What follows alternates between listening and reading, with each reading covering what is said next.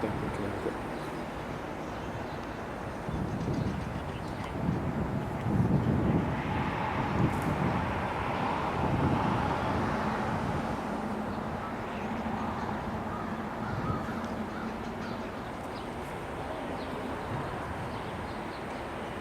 Train 171 was originally scheduled to stop at Stamford, Connecticut today at 11:26 a.m.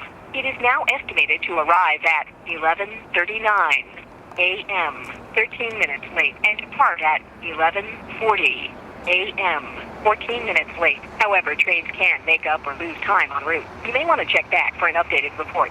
To hear that again, say repeat that. Otherwise, say get details, start over, or if you're done, say goodbye.